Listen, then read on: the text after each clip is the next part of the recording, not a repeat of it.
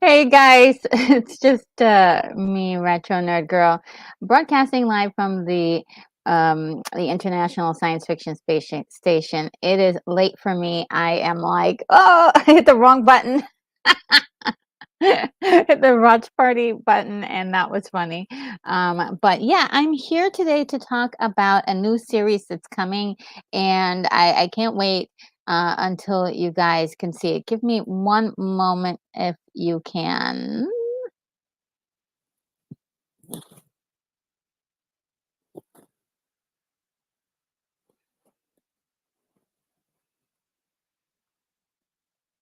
Okay, there we go. Yes, so there's a brand new series that I'm working on every Tuesday. It's going to be a TV retrospective, if you will. And I'll be doing this with Mama Bear Art Doll, who will be coming on to take a look at each and every episode of Gargoyles and actually like do full breakdowns of it. Now we've got half of them recorded already, and so they're ready to go, but we're also on the side and finishing up the series. So it might be quite a few weeks before we are done with everything. So let's see. I've got one comment in. Oh, this is love sweet. Oh, this love is so sweet. Is here. Hello, hello, hello. Yes, I hope you are doing well, and thank you for being here. I didn't expect a lot of people to be here because it's quite late at night, but I just wanted to be able to kind of go over just a brief kind of overview of the show Gargoyles. And here's my little slideshow here. So, Gargoyles. This is actually a show I didn't know anything about, and but there was sort of a actually I learned about it when I was doing my series on comic book or cartoons, and this was the one of the titles that came up, and I totally forgot. Like I don't think I even remember seeing this anywhere. So in my comments or in the chat, Mama Bear was hanging out and said, "Hey, look, we could do this really cool series and go through everything." And I said, "Yeah, why not? Why not?"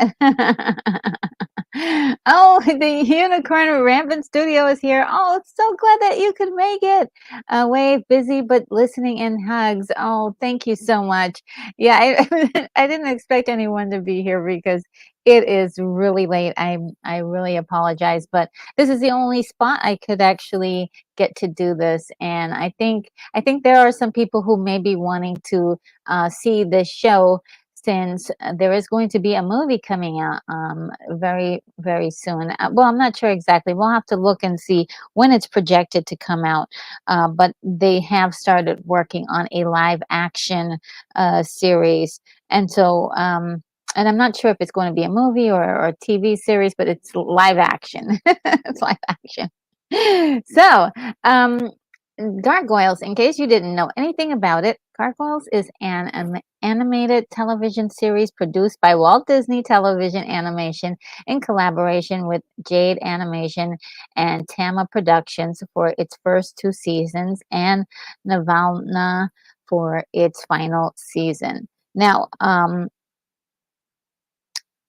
there was also a movie called Gargoyles back in 1972, and it had a very similar premise as this TV show, but it's in no way related. It just so happens that there may be a few similarities. And a couple of them was being the intense talk about a rookery with lots of eggs that were being protected, and there's also stuff happening in this story as well. And also, there was sort of a human girl in which was friends, or the male leader of this particular clan of gargoyles was actually talking with and having a lot of connection with in this movie, and it's also in the show. So there's a lot of connective tissue, but the creators have said no, that there really wasn't anything that was connected to this at all. And This Love is Sweet says, the first movie I remember that scared the heck out of me. Oh, so you've seen this movie? Yeah, it is. It was played for a horror movie, wasn't it? And it was very scary for 1972. And you just didn't know what the gargoyles were planning or what they were doing, but you kind of felt bad for them by the end. They seemed very displaced, and you, there could have been better means of them coexisting with humans. Honestly, in the movie, it was really their fault for a lot of the things that happened.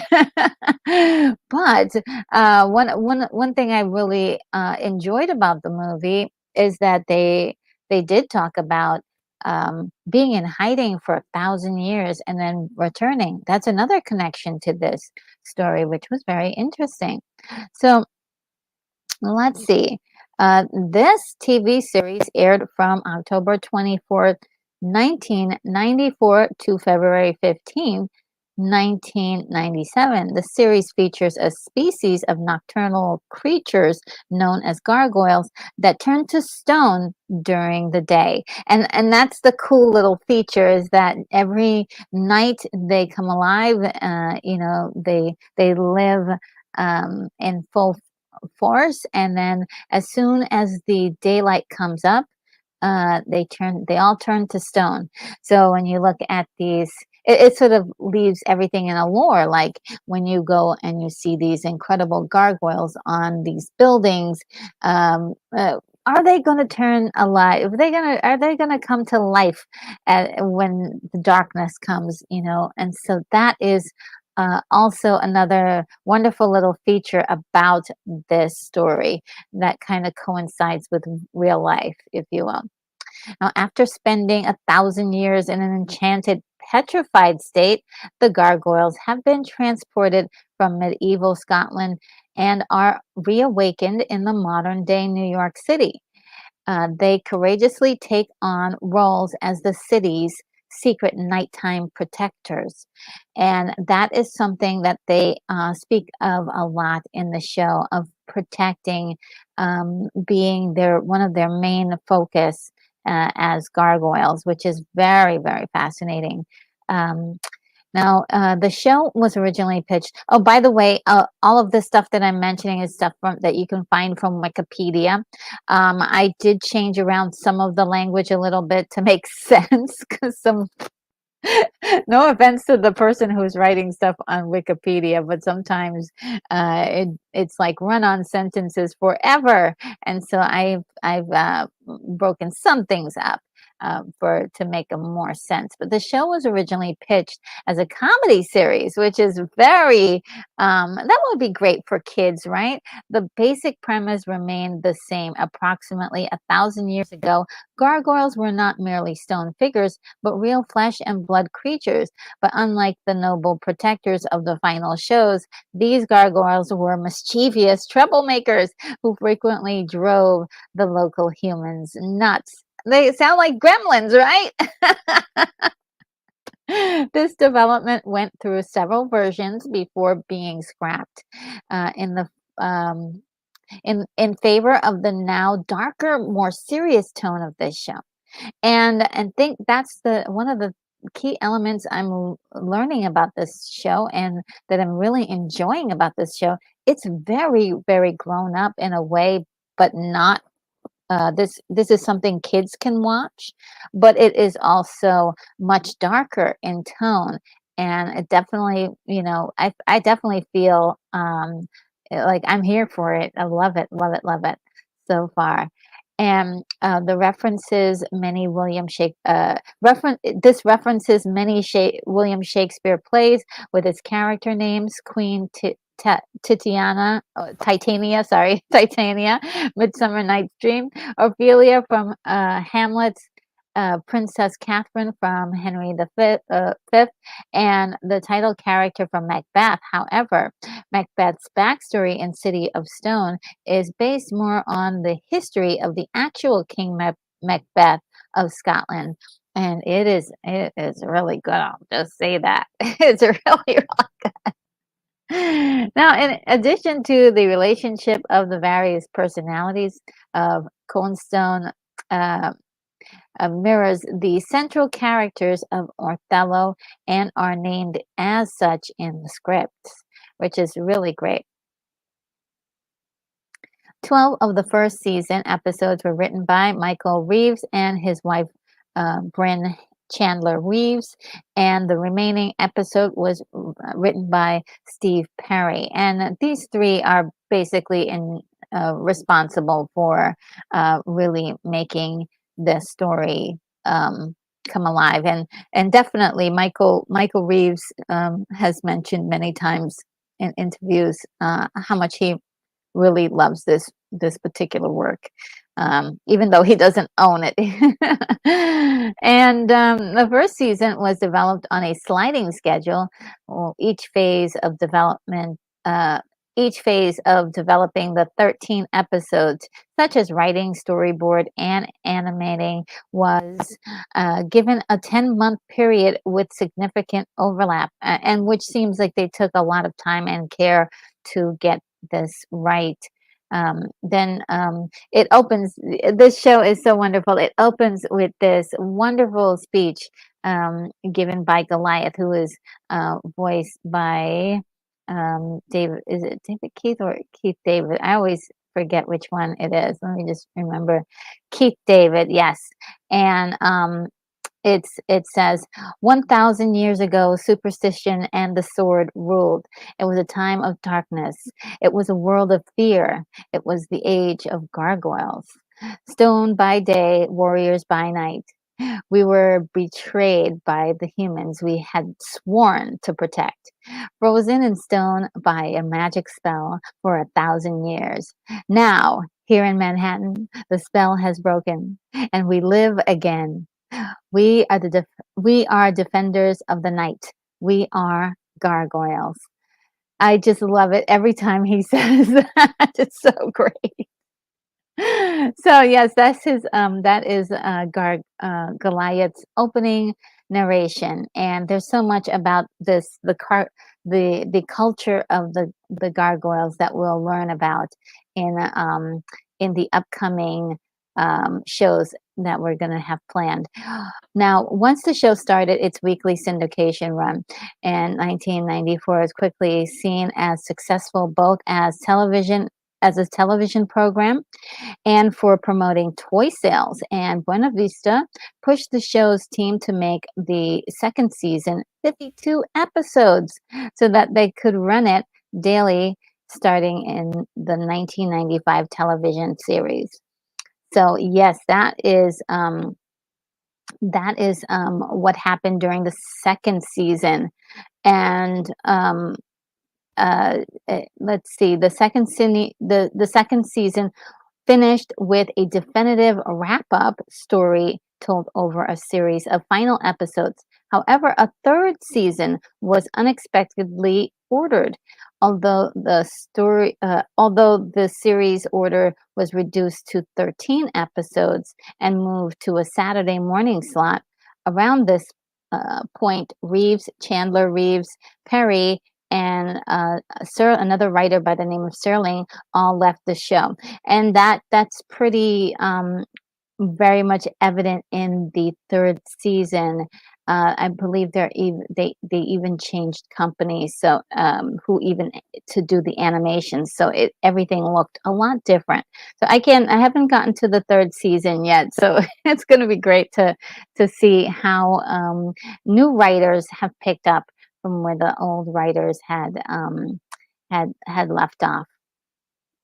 And in 1997, there began an annual fan convention known as the Gathering of Gargoyles. Fans shared costumes, fan fiction, and even had discussions of to further develop the overall anatomy of the gargoyle characters. The convention was officially discontinued in 2009. And there's even been lots and lots of comic books, and there was a video game and such. So there was a lot of material around this franchise, if you will. And I'm really surprised it took so long for them to make a live action version of this. Um, so these are some of the actors who is doing the voice acting for these characters, which is really incredible. Keith David is just absolutely killing it. His voice is so incredible, and he's just wonderful as that character. He just brings some gravitas to it all. We have Ed Asner playing Hudson, who is basically second in command of the in the well, not second command, but he's sort of the advisor. So he used to be the person who was in charge of the clan. So he is voiced by Ed Asner. Wonderful voice acting. Even has a Scottish accent, which is really cool. And you may see in red here. It says their name, and then it will say "and others." That is because many of the actors were doing multiple voices for smaller characters, and that is also pretty cool. We have Marina Sirtis here playing Demona, which is a wonderful job. She did a fantastic job here, and Sally Richardson doing Elisa Maza. Very incredible character and a wonderful job on the voice acting. And David Xanitos is being played by Jonathan Frakes, another just incredible role there. He's really incredible as you can tell it's Jonathan, but it also has this flavor of exactly who this character is. Who is a little bit of a maniac, but a business tycoon with a propensity for mischief. Let's just put it like that. We have Thomas F. Wilson from Back to the Future fame, and he is playing a character by the name of Matt Bluestone. He plays a couple other characters as well, but that is a very cool thing that he's doing the voices for that. There's Laura San Giacomo doing the voice of Fox, who is also a very interesting character. Very interesting. I won't give away too much. Um, this is great. Jonathan Rhys Davies playing Macbeth. Oh my goodness. His voice is just incredible, and this is perfect casting for this character of Macbeth. And once we get into these characters, you will understand why. We have Rocky Carroll playing Talon, or in the story, and that is pretty awesome. We have Michael Dorn playing Coldstone. That's he's just amazing. Amazing. Tim Curry playing Dr. Anton Severus. We have Clancy Brown playing Wolf, and he also plays another character by the name of Hakan, which when I show you the homework that we have for today, you'll see him in a couple of those episodes, maybe more than a couple. Then Cree Summers, she's actually in here, and she's playing the voice of Hyena and a couple other characters. Then Matt Fewer, this is the guy who used to be Max Headroom. Remember that character in the 80s? Well, he's playing the Jackal, or Jackal. Then we have Kate Mulgrew playing the character of Titania, and Brent Brent Spinner playing Puck, which is pretty awesome. A couple other names. We've got Richard Greco playing Tony Dracon, which is really awesome. Then we have Nichelle Nichols playing Diane Maza. She is the mom to Elisa Maza. Very cool stuff. Rachel Ticotin, the young lady that was in Total Recall. We know her mostly from that. And she's playing Maria Chavez, which is really cool. This is really great. Um, and oh yes, the legendary Frank Welker is doing all sorts of voices in here. Frank Welker, we can't ignore Frank Welker. He's amazing. And let's see.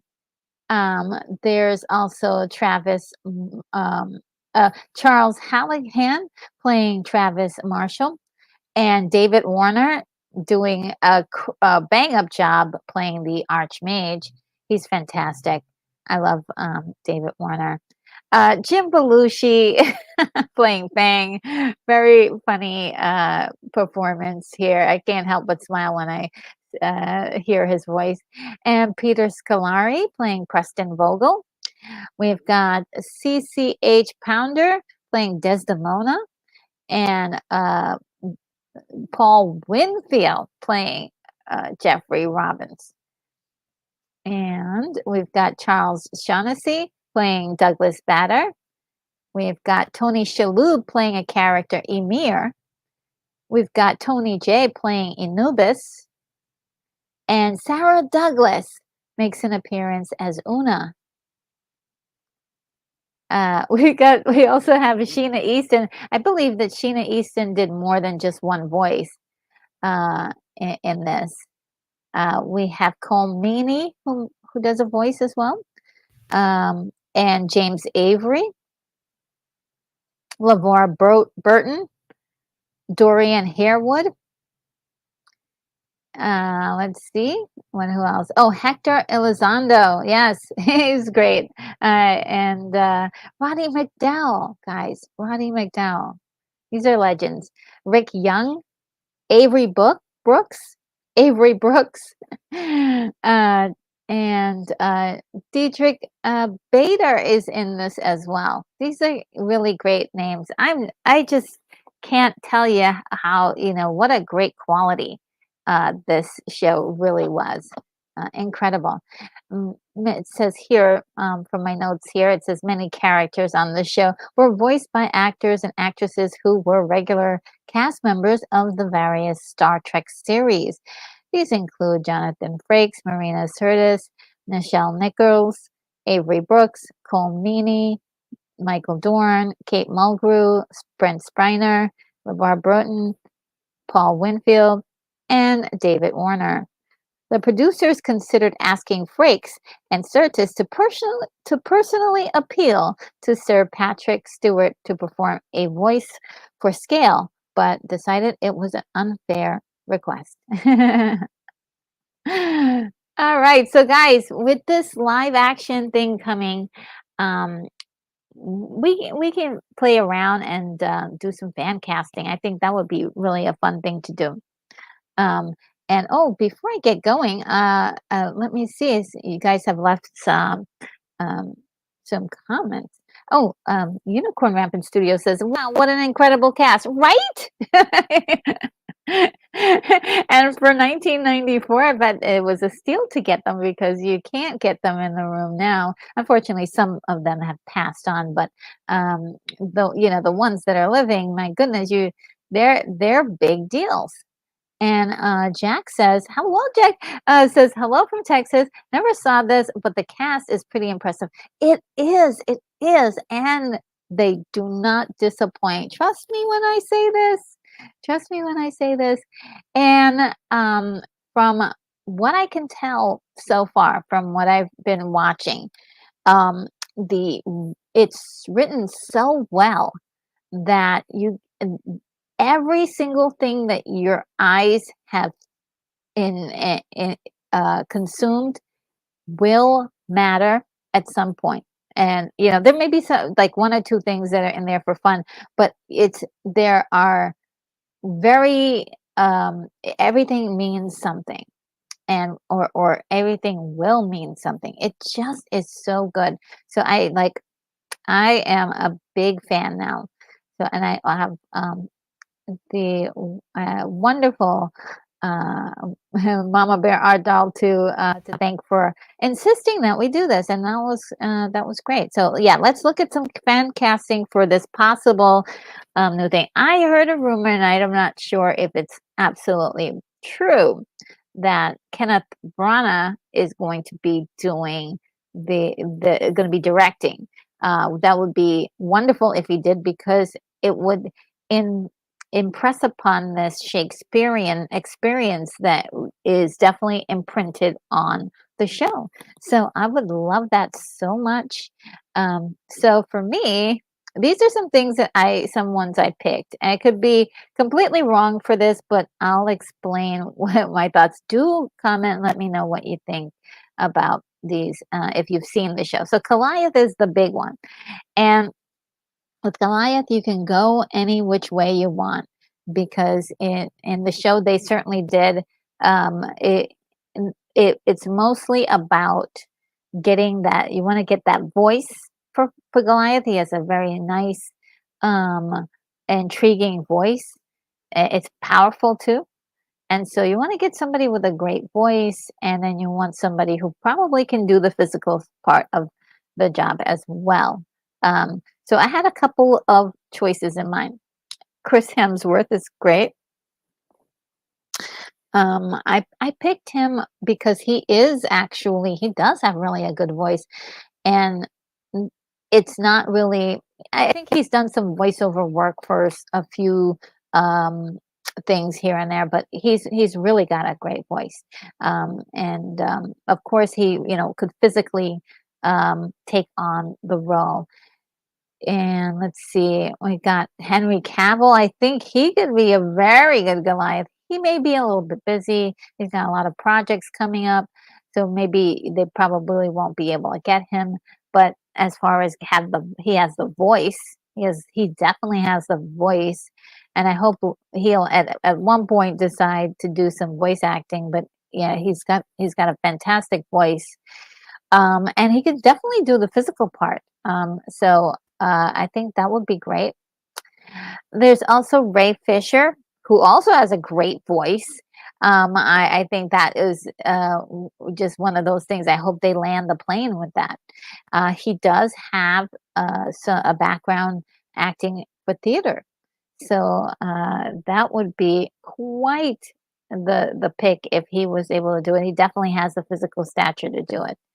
And also Idris Elba. I didn't it was sort of a last moment thing when I was like, wait a minute, Idris, we haven't seen him in a while. What is he doing? It would be great if he played such a character.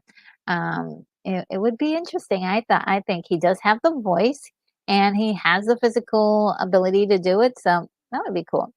Now, Xanitos is one of those thing. You need a guy who looks like an executive, but somebody who can, uh, to be a little playful too, and maybe someone you don't know what they're thinking. So I was thinking again, can Henry Cavill could also play something like that. He does have range. Unfortunately, we just don't get to see it so much. So I wish they were able to see more things. And this is a villain, so I love to see that. Then there's also this actor Richard Madden, who also has a lot of physical presence for such a character. He's actually not a bad actor. Um, and Chris Pine is another person who I think has a lot of playfulness, but he can get serious if he wants, right? So I thought that was a good one.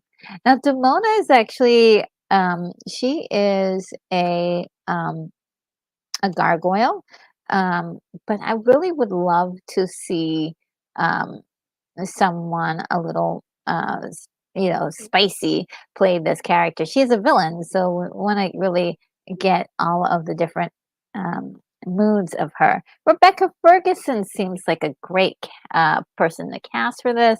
She has the acting chops. She can be physical. I think she would be really great for something like this. Demona is like a, s- a character that is very angry and has she's a spurned character of almost. Um, I think she could do it well. I think she could do it justice, as well as there are some tender moments for the character. So I really would like to see it. I think Margot Robbie could use something like this, could a challenge of playing a villain to kind of like expand her. She's done it before, expand her horizon. So I think she has the acting chops to do it, and it would be interesting to see her try. Now, Elisa Maza, there's quite a few. One thing about Elisa Maza that is really interesting about her character, written back in 1994, is that she's Afro Latina, and I think they shouldn't lose that about her. That would be really awful if they did. And I think it would be kind of great to duplicate that same idea. And so Zaldana really fits the profile really well. Uh, she can be physical because Elisa Maza is a force of her own. She can fight, and she's a cop. She's a detective, and I think it would be really kind of. I think she could do it. I think she could do it, and she definitely has the luck, and she also has the acting chops. She also has the physical acumen. So I think this would be great for her. Another actor, there's a couple of them out there, but I think Leslie Grace, we unfortunately with Batgirl did not get the opportunity to see what she was really, what she had. And so if she could do something like this where we could see her perform as an actress and show off her acting chops, and also we know she can do the physical part. I think it would be great, and she's beautiful. Give her a chance. And we could also have a character by the name of Hudson, Hudson is just one of my favorite characters. That the one that Ed Asner plays. Now we don't have someone like him really around. And maybe there are some people, I'm just not thinking about them right now. But I was thinking about the fact that Hudson has to be very, very active. Okay, he has to be very, very active, and you may need, like, for a Hudson character, someone who is probably a little younger than what Hudson appears to be in the show, so you could do flashbacks and stuff like that. So I was thinking that would be kind of a cool thing. But we've got Ewan McGregor, who's would probably be fantastic. He has a Scottish accent, right? So they'll be just perfect. You know, then we have Gerard Butler. Gerard Butler, we haven't seen him in like a mainstream thing, and he does have acting talent. So I think it would be nice to see him do something. He's a great actor. Just want to see him have more opportunities. So something like this would be awesome. And Lexington, this might be like too dead on, but I didn't do every single person with Lexington. I was thinking about Tom Holland for that, but also Tom Holland may be too old for the part at this point, because I was thinking the guys, Lexington and a lot of those other characters um, are pretty much teenagers. And so maybe it'd be great if they were like in their like 17, 18 years old, something like that.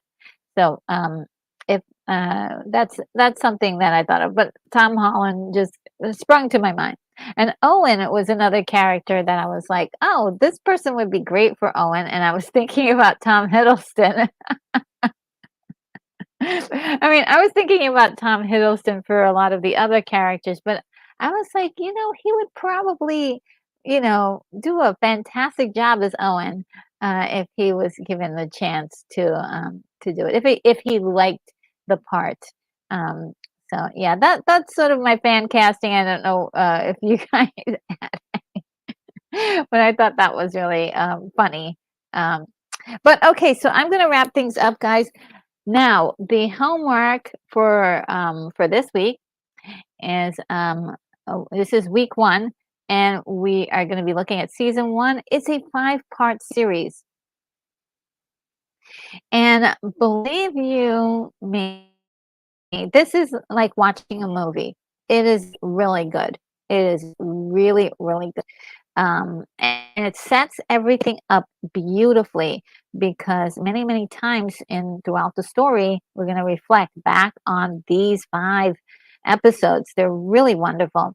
And this was at the insistence of Mama Bear Octal said, you've got to watch the first 5 first. And I think it was really a great idea. Great idea. So we're going to watch those first, and then next week we'll converge to talk about them. Now, the episodes that I will be, let's see, yep, we're all done here. The episodes that we're going to be talking about next week are going to be, they're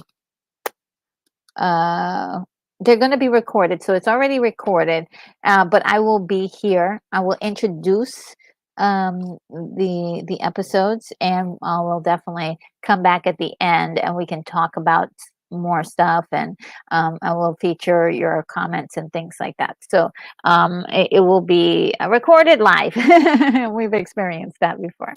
So anyway, I don't have much else to say other than thank you so much. I really hope that you guys will enjoy this. This is going to be a lot of fun. Now, here's another thing that's very interesting. When we go through the episodes, I'm going to be talking about them in great detail. And so you don't really have to see the episodes if you don't have time or whatever. If you're like, I just want to hear what somebody else thinks of it, I do that sometimes. You can totally do that if you want to. This is for those who definitely want to watch along. But if you don't watch along, we're gonna talk about all of the happenings that are happening in each episode. So we're doing a full deep dive of this, which is really a lot. It's been a lot of fun, and I can't wait to share this with you guys. So um, let's see.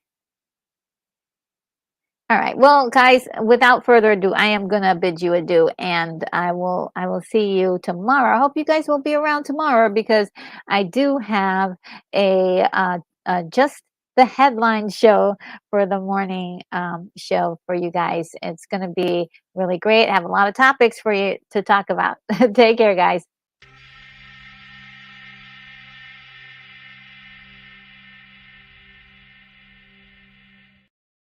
Sorry, I hit the wrong one. What is wrong with me tonight?